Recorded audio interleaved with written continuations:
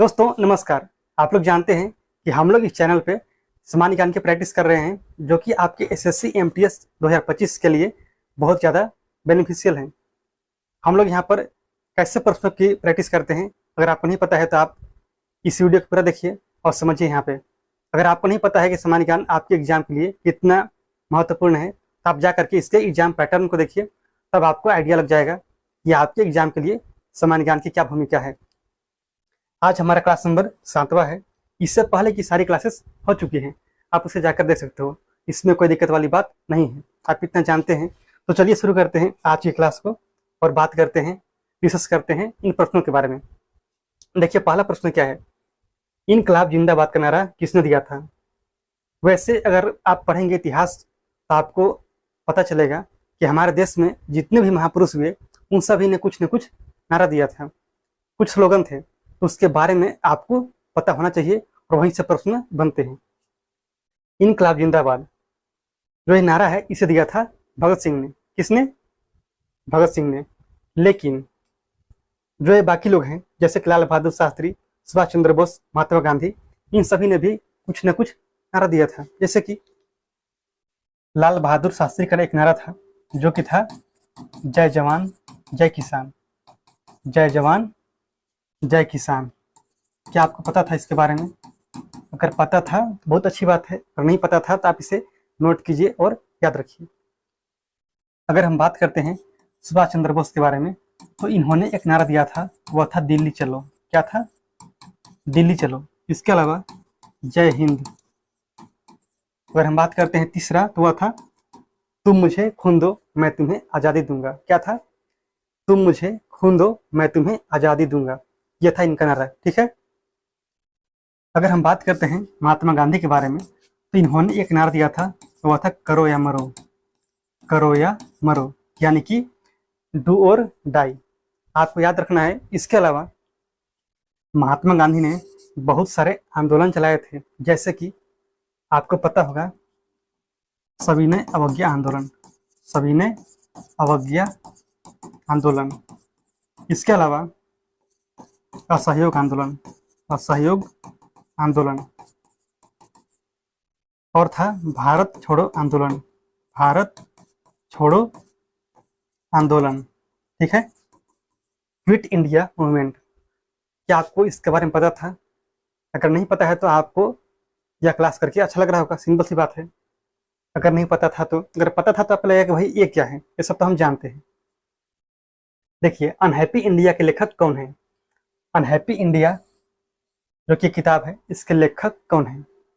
क्योंकि books and authors इससे प्रश्न आते ही आते हैं, आपको पता होगा, इसीलिए आपको इसके बारे में तो पता होना चाहिए, सिंपल सी बात है। तो इसका जो राइट आंसर है वह है लाला लाजपत राय। कौन है? लाला लाजपत राय। किसके? तो अनहैप्पी इंडिया। ठीक है, कोई बात नहीं है, आगे बढ़ते हैं। अगर हम बात करते हैं मैथिली शरण गुप्त के बारे में, इन्होंने लिखा था भारत भारती। क्या लिखा है? भारत भारती। अगर हम बात करते हैं भारतेंदु हरिश्चंद्र के बारे में तो इन्होंने लिखा था भारत दुर्दशा, भारत दुर्दशा। और बात करते हैं महात्मा गांधी के बारे में तो इन्होंने लिखा था हिंद स्वराज। क्या लिखा था? हिंद स्वराज। याद रहेगा आपको? बताइए। याद रहेगा तो बहुत अच्छी बात है, अगर याद नहीं रहेगा तो भी याद रखना है। हर्यक वंश के संस्थापक कौन थे? हर्यक वंश के संस्थापक कौन थे? इसके फाउंडर तो आप लोग जानते हैं बिंबिसार। कौन थे? बिंबिसार। लेकिन बहुत सारे लोग कन्फ्यूजन में हमेशा रहते हैं बिंबिसार और बिंदुसार को लेकर के। बिंबिसार कौन था और बिंदुसार कौन था? तो आपको इस बात को हमेशा याद रखना है, जो बिंबिसार है, यह बिंबिसार का एक बेटा भी था जिसका नाम था अजातशत्रु। क्या नाम था? अजातशत्रु। याद रखिए बस नाम आप, अजातशत्रु। और जो इसका बेटा था वह था उदायीन। कौन था? उदायीन। और उदायीन हर्यक वंश का सबसे अंतिम शासक होता है। कौन होता है? उदायीन। उसके बाद आते हैं शिशुनाग वंश, जैसे कि आप जानते हैं इसके बारे में, शिशुनाग वंश। इसकी स्थापना कौन करते हैं? तो शिशुनाग खुद करने वाले होते हैं, दूसरा कोई नहीं होता है। और अब बात करते हैं भाई बिंदुसार के बारे में। यहाँ पर कौन है? बिंबिसार है, दूसरा कौन था? वह था बिंदुसार। तो आपने नाम सुना है चंद्रगुप्त मौर्य का, नाम सुना है चंद्रगुप्त मौर्य, चंद्रगुप्त मौर्य जो कि मौर्य वंश के फाउंडर होते हैं, यानी कि संस्थापक होते हैं। इनके होते हैं उत्तराधिकारी जिनका नाम होता है बिंबिसार। क्या लिख दिया यहाँ पर, बिंदुसार होता है, ठीक है। इसी प्रकार से आपको कंफ्यूज नहीं होना है, बिंदुसार। और बिंदुसार के बाद जो उत्तराधिकारी बनते हैं उनका नाम होता है सम्राट अशोक। क्या नाम होता है, सम्राट अशोक। और इस वंश के सबसे अंतिम शासक होते हैं, उनका नाम होता है बृहद्रथ। क्या नाम होता है, बृहद्रथ। इसकी हत्या करते हैं, उनका नाम होता है पुष्यमित्र शुंग। क्या नाम होता है, पुष्यमित्र शुंग, जो कि शुंग वंश की स्थापना करते हैं। इसमें कोई दिक्कत आपको है क्या, बताइए। नहीं होना चाहिए, इसमें कोई दिक्कत वाली बात नहीं है। अगर हम लोग बात करते हैं चंद्रगुप्त सेकंड के बारे में, तो आपको जानना होगा गुप्त वंश के बारे में। कौन से वंश, गुप्त वंश। इसके फाउंडर होते हैं यानी कि संस्थापक, उनका नाम होता है, बताइए कौन होते हैं जी, श्रीगुप्त होते हैं, श्रीगुप्त, ठीक है। और जो इनके उत्तराधिकारी बनते हैं उनका नाम होता है घटोत्कच। क्या नाम होता है, घटोत्कच।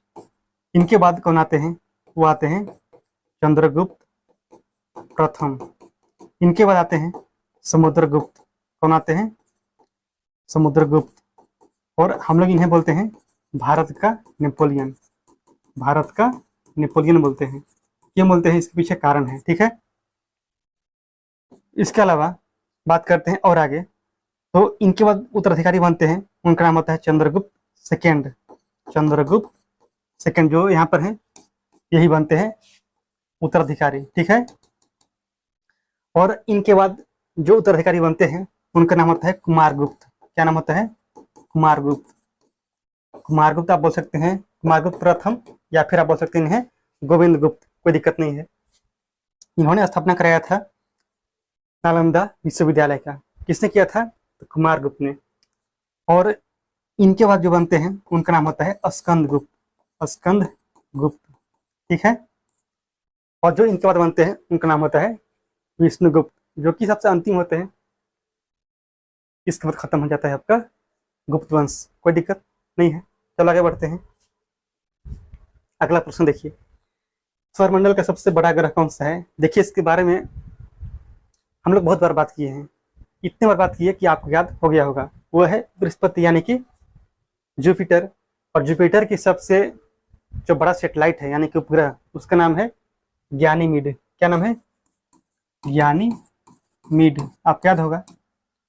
अगर हम लोग बात करते हैं मंगल के बारे में, तो इसके दो ही उपग्रह हैं, फोबोस एंड डिमोस, कोई दिक्कत बिल्कुल नहीं।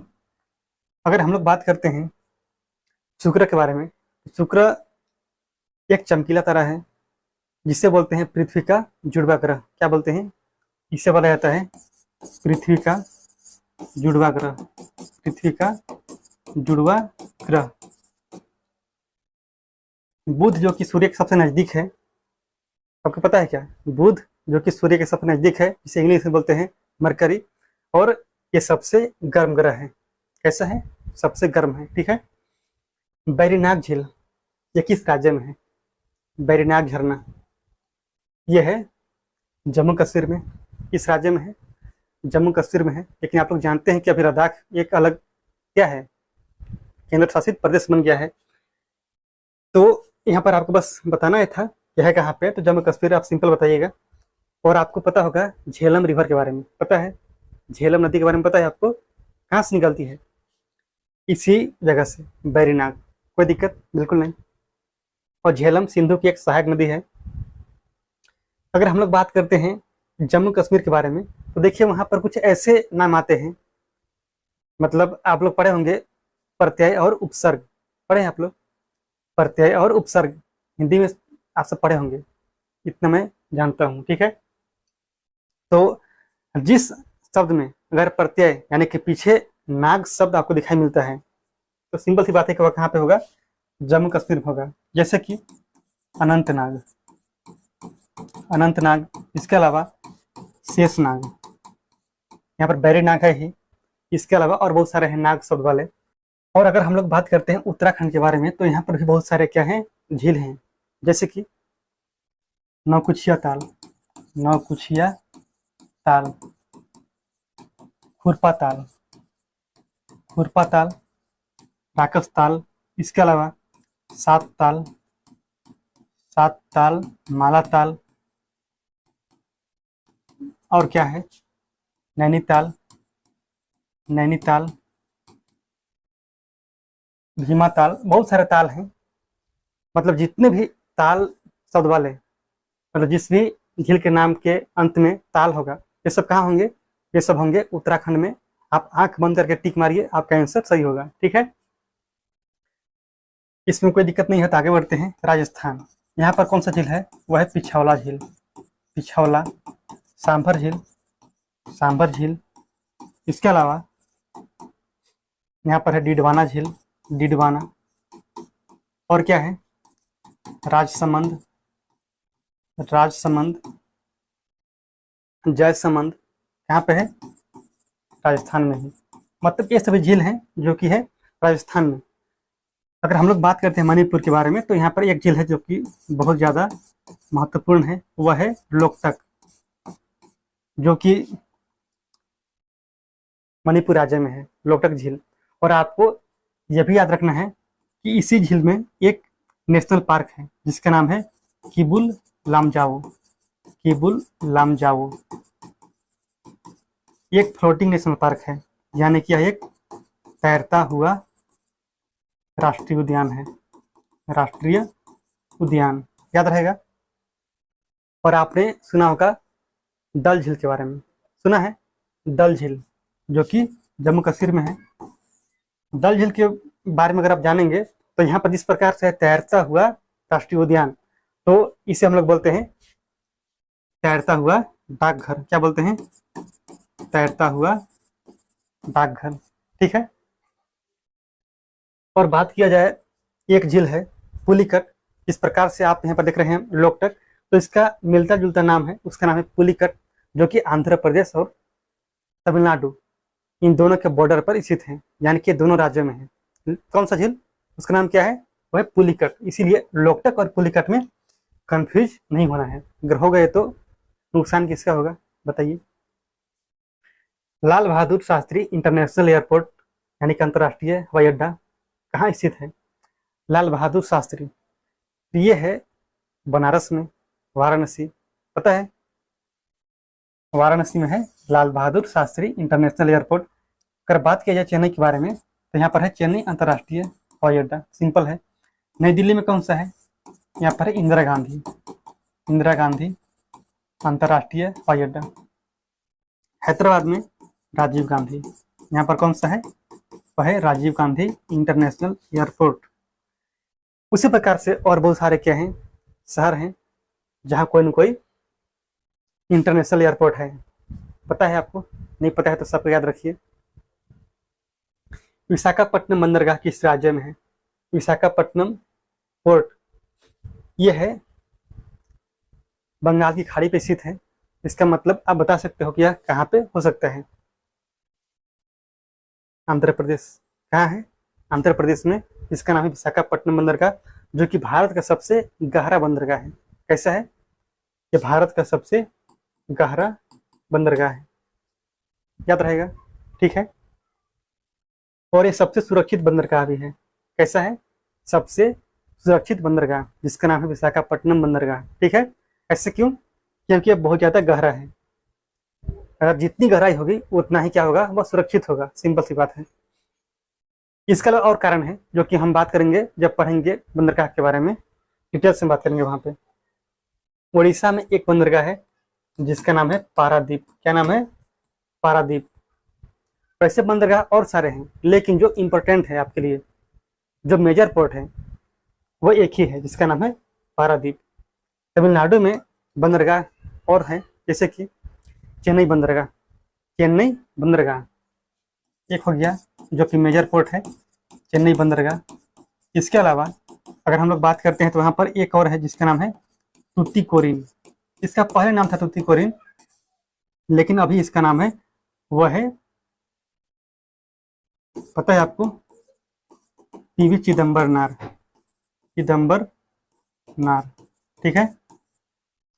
इसके अलावा एक और है जिसका पहले नाम था, वह था एन्नौर बंदरगाह, एन्नौर, लेकिन अभी इसका नाम है कामराजार, कामराजार बंदरगाह, जो कि भारत का इकलौता और सबसे पहला क्या है, कॉर्पोरेट पोर्ट है, यानी कि कॉर्पोरेट बंदरगाह है, सिंपल।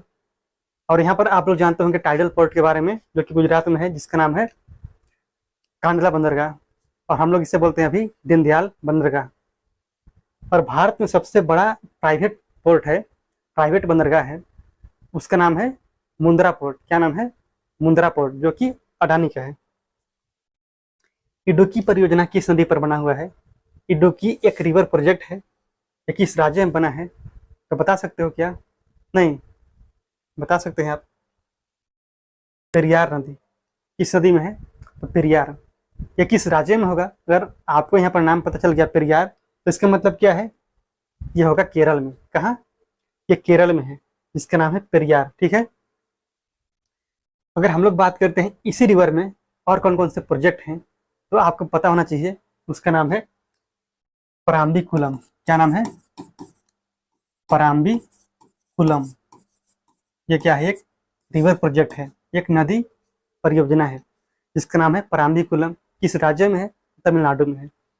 अगर बात किया जाए महानदी के बारे में, तो महानदी उड़ीसा में बहती, मतलब छत्तीसगढ़ से निकलती है और बहती है उड़ीसा होते हुए बंगाल की खाड़ी तक। तो इसमें एक रिवर प्रोजेक्ट है जिसका नाम है महानदी डेल्टा परियोजना, डेल्टा परियोजना। और आप लोग जानते हैं एक डैम है जो कि भारत का सबसे लंबा डैम है, उसका नाम है हीराकुंड। क्या नाम है?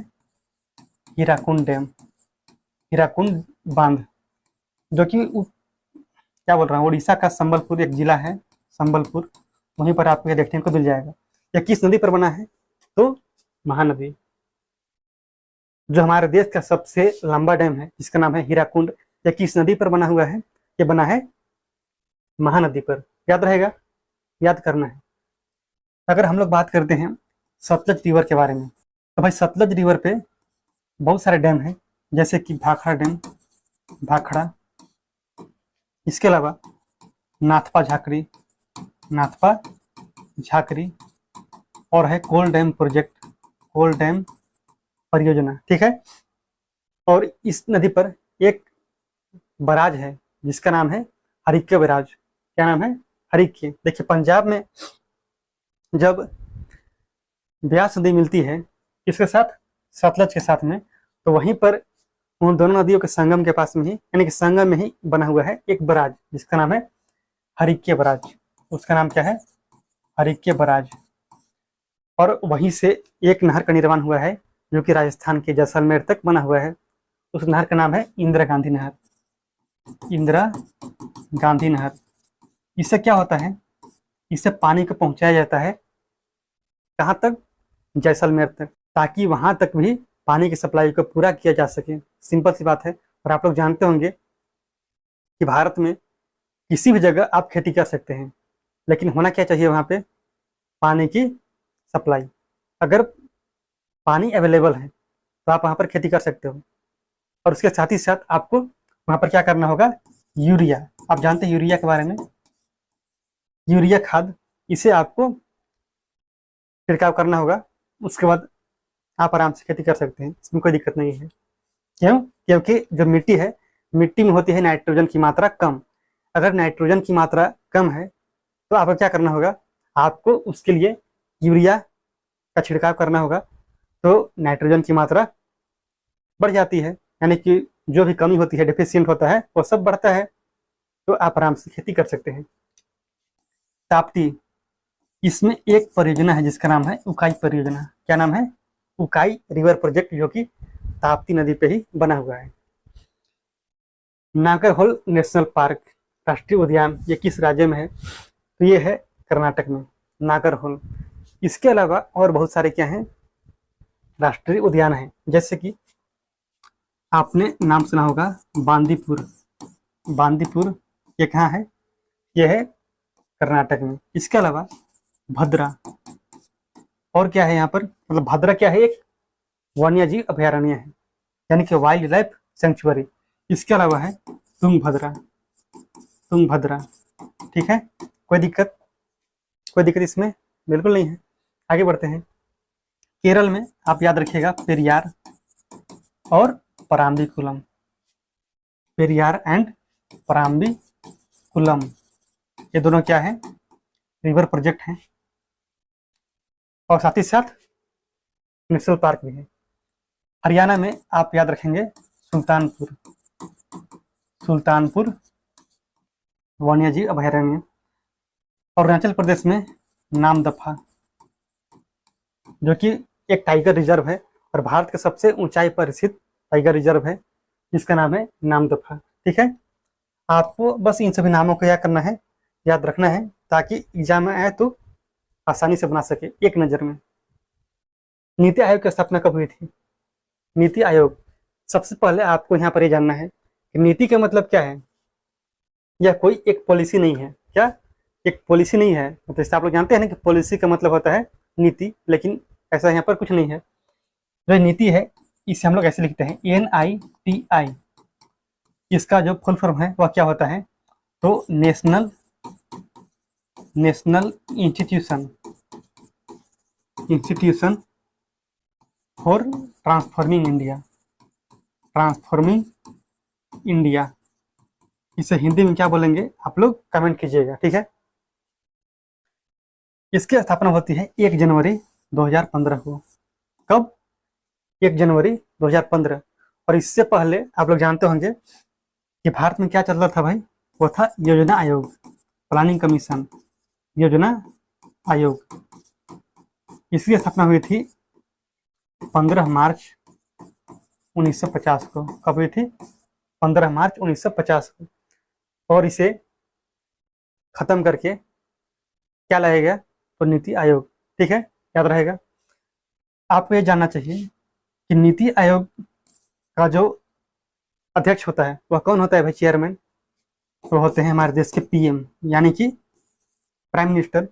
जो ही व्यक्ति प्रधानमंत्री के पद पे होगा वही क्या होगा, इस नीति आयोग के अध्यक्ष होगा, ठीक है। लेकिन इसके उपाध्यक्ष भी होते हैं। क्या होते हैं? उपाध्यक्ष। इसके अलावा इसके CEO होते हैं, चीफ एग्जीक्यूटिव ऑफिसर, यानी कि मुख्य कार्यकारी अधिकारी। तो ये सब कौन है, इसके बारे में आपको जानना चाहिए, ठीक है।